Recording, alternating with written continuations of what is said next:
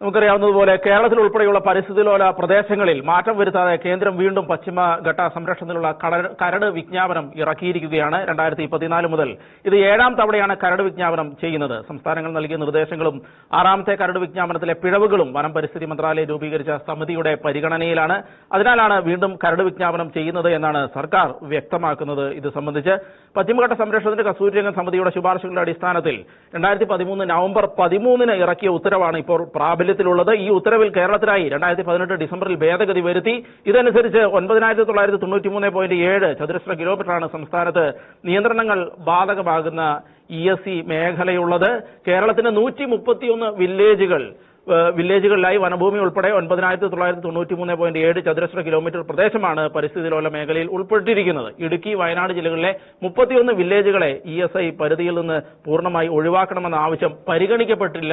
ഇപ്പോൾ ഇതൊന്നും പരിഗണിക്കാതെയാണ് കേരളം അതിനുശേഷം കൊടുത്ത ഒരു കാര്യങ്ങളും പരിഗണിക്കാതെയാണ് ഇപ്പോൾ ഈ വിജ്ഞാപനം നടത്തിയിരിക്കുന്നത്. അത് മാത്രമല്ല 60 ദിവസത്തെ കാലാവധിയും ഇപ്രാവശ്യം നൽകിയിരിക്കുന്നു എന്നുള്ളതാണ്. 60 ദിവസം കഴിഞ്ഞു കഴിഞ്ഞാൽ ഏത് നിമിഷം വേണമെങ്കിലും ഈ വിജ്ഞാപനം ഇറക്കാമെന്നുള്ള സാഹചര്യവും നിലനിൽക്കുന്നുണ്ട്. നമ്മളോടൊപ്പം ഇപ്പോൾ FIFA district president Sunny Joseph അദ്ദേഹം ചേരുന്നുണ്ട് ഈ വിഷയവുമായി ബന്ധപ്പെട്ട്. എങ്ങനെ വിലയിരുത്താം കേരളം ഇത്രയും നാളും കഷ്ടപ്പെട്ട് ഈ കൊടുത്ത റിപ്പോർട്ടുകളൊന്നും ഇപ്പോഴും പരിഗണിക്കുന്നില്ല, അത് എല്ലാം കേന്ദ്രം ഒഴിവാക്കിയിരിക്കുകയാണ്. ഇനി എന്തൊക്കെ സാധ്യതകളാണ് മുന്നിലുള്ളത്? എങ്ങനെ വിജ്ഞാപനം ഇതൊന്നും ഇല്ലാതെ ഇറങ്ങാനുള്ള സാധ്യതയാണോ നിലനിൽക്കുന്നത്? അങ്ങനെയാണെങ്കിൽ വലിയ പ്രതിസന്ധിയാണല്ലോ മലയോര മേഖലയിൽ നിലനിൽക്കുന്നത്. തീർച്ചയായിട്ടും കഴിഞ്ഞ ഒരു 1.5 പതിറ്റാണ്ട് കാലമായിട്ട് പശ്ചിമഘട്ടത്തിനോട് ചേർന്ന് വസിക്കുന്ന ആലപ്പുഴ ജില്ലയും കാസർഗോഡ് ജില്ലയും ഒഴിച്ച് കേരളത്തിലെ മറ്റെല്ലാ ജില്ലകളെയും ബാധിക്കുന്ന ഒരു വിഷയമാണ്. ഇപ്പോൾ കേരളം വളരെ കൃത്യമായിട്ട് ഗ്രൗണ്ട് ട്രൂത്തിങ് നടത്തി ഇതുമായിട്ട് ബന്ധപ്പെട്ട രേഖകൾ സമർപ്പിച്ചു എന്ന് പറയുമ്പോഴും ഈ വിജ്ഞാപനത്തിന്റെ കാലാവധി 60 ദിവസം മാത്രമുള്ളപ്പോൾ എന്താണ് കൊടുത്തത് എന്നുള്ള ജിയോ കോർഡിനേറ്റുകൾ ഈ കഴിഞ്ഞ ദിവസം വന്ന കരട് വിജ്ഞാപനത്തിൽ ഇല്ല. അതുകൊണ്ട് തന്നെ ഈ മേഖലയിൽ വസിക്കുന്നവർക്ക് അതിന്റെ നമ്മുടെ ഭൂമി അതിനകത്ത് കർഷകരുടെ ഭൂമി ഉൾപ്പെടുന്നുണ്ടോ, ജനവാസ മേഖലകൾ ഉൾപ്പെടുന്നുണ്ടോ എന്ന് തീർച്ചപ്പെടുത്താൻ മേലാത്ത അവസ്ഥയിലേക്ക് എത്തിപ്പെട്ടിരിക്കുകയാണ്. അപ്പോൾ നമുക്ക് സർക്കാരിനോട് ആവശ്യപ്പെടാനുള്ളത് എത്രയും വേഗം നമ്മൾ സമർപ്പിച്ചിരിക്കുന്ന ഈ KML ഫയല് ജനങ്ങൾക്ക് സംലഭ്യമാകുക എന്നുള്ളതാണ്. അത് സംലഭ്യമായെങ്കിൽ മാത്രമേ അതത് മേഖലയിലുള്ളവർക്ക് അവരുടെ ഭൂമി, കൈവശ ഭൂമിയോ കൃഷിയിടങ്ങളോ വീടോ ഇതിനകത്ത് ഉൾപ്പെട്ടിട്ടുണ്ടോ എന്ന് വ്യക്തമാക്കാൻ സാധിക്കുകയുള്ളൂ. ഇനി എന്ത് ചെയ്യാൻ കഴിയും ഇതുമായി ബന്ധപ്പെട്ട്? നമുക്ക് സംസ്ഥാന ഗവൺമെന്റിന് തീർച്ചയായിട്ടും സംസ്ഥാന ഗവൺമെന്റ് ഈ ഹൈപ്പവർ കമ്മിറ്റി കൊടുത്തിരിക്കുന്ന മിനിറ്റ്സ് പുറത്തേക്ക് വിടുക. അതിനകത്ത് ജനങ്ങളുടെ പക്ഷത്തു നിന്ന് ആണ് സംസ്ഥാന സർക്കാർ റിപ്പോർട്ട് കൊടുത്തിരിക്കുന്നതെങ്കിൽ സംസ്ഥാന സർക്കാരിന് ആരെയും ഭയക്കേണ്ട കാര്യമില്ല. ആ മിനിറ്റ്സ് പുറത്തേക്ക് വിടുക. ഞാൻ മുമ്പ് പറഞ്ഞതുപോലെ ഇതിന്റെ KML ഫയല് ജനങ്ങൾക്ക് സംലഭ്യമാക്കുക. അത് വില്ലേജുകളിലോ അതുപോലെ തന്നെ ഈ കുറഞ്ഞ സമയത്തിനുള്ളിൽ 60 ദിവസത്തിനുള്ളിലാണ് നമുക്ക് പരാതി കൊടുക്കാനുള്ളൂ. മറ്റ് വിജ്ഞാപനങ്ങൾ പോലെ ഒരു ദീർഘകാലാവധി ഇല്ല. അപ്പൊ ഈ 60 ദിവസത്തിനുള്ളിൽ ഇത് പരിശോധിച്ച് എതിർപ്പുകൾ ഉണ്ടെങ്കിൽ അറിയിക്കണമെങ്കിൽ ഈ KML ഫയൽ എത്രയും വേഗം സംലഭ്യമാക്കുക എന്നുള്ളതാണ് ആവശ്യപ്പെടാനുള്ളത്. എന്തുകൊണ്ടായിരിക്കാം കേരളം ഇത് ഒന്നും പരിഗണിക്കാതെ പോയത് എന്നാണ് നമുക്ക് മനസ്സിലാക്കാൻ കഴിയുന്നത്? കേരളം കൊടുത്തു എന്ന് പറയുമ്പോഴും അങ്ങനെ കൊടുത്തിട്ടുണ്ടെങ്കിൽ ജനവാസ മേഖല ഉൾപ്പെടുന്നില്ല എന്നുണ്ടെങ്കിൽ എന്തിനാണ് സർക്കാർ ഇത് മറച്ചു വെക്കുന്നത് എന്നുള്ളതാണ് നമുക്ക് മനസ്സിലാകാതെ. ഞങ്ങൾ നിരന്തരമായിട്ട് കഴിഞ്ഞ ഒരു മാസമായിട്ട് 27-ാം തീയതി ഇതിന്റെ മുൻ കരട് വിജ്ഞാപനത്തിന്റെ കാലാവധി കഴിയുകയാണെന്നും അതിനു മുമ്പ് കേരളം കൊടുത്തിരിക്കുന്ന ഈ KML ഫയല് ജനങ്ങൾക്ക് പരിശോധിക്കാനുള്ള അവസരം കൊടുക്കണമെന്നും നിരന്തരമായിട്ട് ആവശ്യപ്പെട്ടുകൊണ്ടിരുന്നതാണ്. അത് സർക്കാരിന്റെ ഭാഗത്തു നിന്നുള്ള വീഴ്ചയായിട്ട് നമുക്ക് മനസ്സിലാക്കാവോ? കാരണം കൃത്യമായിട്ടുള്ള കാരണങ്ങളുടെ അടിസ്ഥാനത്തിൽ ഇത് കൊടുത്തിരുന്നു എങ്കിൽ തീർച്ചയായിട്ടും കേന്ദ്ര സർക്കാർ ഇത് പരിഗണിക്കുകയും അതിനനുസരിച്ചുള്ള നടപടികൾ സ്വീകരിക്കേണ്ടതുമാണല്ലോ. അപ്പോൾ ഇതിന്റെ ഉള്ളിൽ സംസ്ഥാന സർക്കാരിന്റെ ഭാഗത്തു നിന്നുള്ള വീഴ്ചയായിരിക്കുമോ ഇത്തരത്തിലുള്ള ഒരു നടപടിക്ക് കാരണം? നമുക്ക് എങ്ങനെയാണ് അതിനെക്കുറിച്ച് എന്താണ് നമുക്ക് പറയാൻ കഴിയുക? നമ്മള് ഈ കസ്തൂരിരംഗൻ റിപ്പോർട്ടിൽ ഉള്ളതിനേക്കാൾ കൂടുതൽ കുറഞ്ഞ ഒരു സ്ഥലമാണ് ഉമ്മൻ കമ്മിറ്റി പ്രകാരം ഉണ്ടായിരുന്നു 9993.7 സ്ക്വയർ കിലോമീറ്റർ.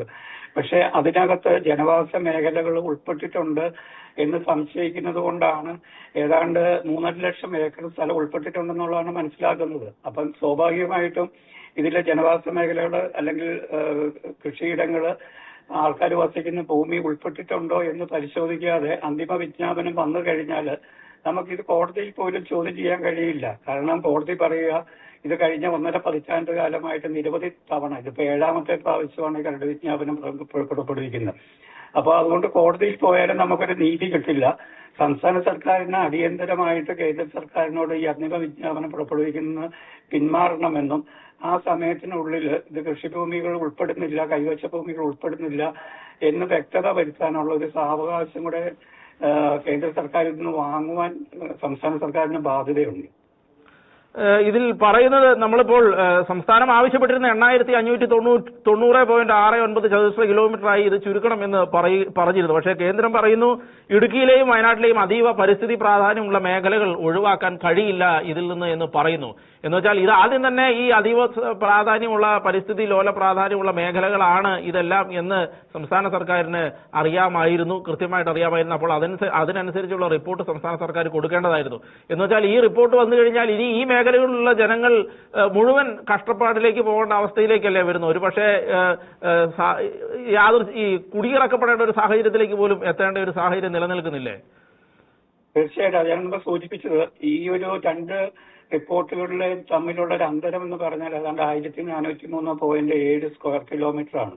അത്രയും ഏക്കർ, 3.5 ലക്ഷം ഏക്കർ സ്ഥലമാണ് ഇതിനകത്ത് ഉൾപ്പെട്ടു പോകുന്നത്. അത് ഇടുക്കിയിലെയും വയനാട്ടിലെയും മാത്രമാണോ, മറ്റ് ജില്ലകളിലെ ജനവാസ മേഖലകൾ ഉണ്ടോ എന്നുള്ളതും ഇപ്പൊ സമീപകാലത്തുണ്ടായ ഉരുൾപൊട്ടലുകൾ അല്ലെങ്കിൽ മണ്ണിടിച്ചിലൊക്കെ ആയിട്ട് ബന്ധപ്പെട്ട് ഈ ഭൂമികൾ മുഴുവൻ പരിസ്ഥിതി ലോലം എന്ന് പറഞ്ഞ ആ മേഖലയിൽ വസിക്കുന്ന അല്ലെങ്കിൽ ആ ജില്ലകളിലും ആ വില്ലേജുകളിലും വസിക്കുന്ന ജനങ്ങളുടെ അതിജീവനത്തെ ബാധിക്കുന്ന ഒരു വിഷയമാണ്. അപ്പൊ സർക്കാർ അതിന്റെ ഗൗരവം മനസ്സിലാക്കി സമയബന്ധിതമായിട്ട് ഈ റിപ്പോർട്ട് ഉൾപ്പെട്ടിരിക്കുന്ന ഭൂമി എവിടെയാണ്, ഈ ജിയോ കോർഡിനേറ്റ്സുകൾ നേരത്തെ സൂചിപ്പിച്ചതുപോലെ ജനങ്ങൾക്ക് നോക്കി അവർക്ക് പരാതി അയക്കുവാനുള്ള സാഹചര്യം ഒരുക്കണമെന്നുള്ളതാണ് Kerala independent farmers association KIFA എന്ന നിലയ്ക്ക് ഞങ്ങൾക്ക് ആവശ്യപ്പെടാനുള്ളത്. എന്തൊക്കെ നടപടിക്രമങ്ങളുമായിട്ട് ഇതുമായി ബന്ധപ്പെട്ട് മുന്നോട്ട് പോകാനാണ് ഇപ്പോൾ ഉദ്ദേശിക്കുന്നത്? ഏതെങ്കിലും തരത്തിലുള്ള പ്രതിഷേധങ്ങൾ അടക്കം, അതും അല്ലെങ്കിൽ സർക്കാരുമായിട്ട് എന്തെങ്കിലും തരത്തിലുള്ള നെഗോസിയേഷൻസ് അടക്കം എന്തെങ്കിലും കാര്യങ്ങളെക്കുറിച്ച് നിങ്ങളിപ്പോൾ പ്ലാൻ ചെയ്യുന്നുണ്ടോ? ഇത് തീർച്ചയായിട്ടും നമ്മുടെ അതാത് മേഖലയിലുള്ള ജനപ്രതിനിധികളുമായിട്ട് അടിയന്തരമായിട്ട് തന്നെ ബന്ധപ്പെട്ടിട്ടുണ്ട്.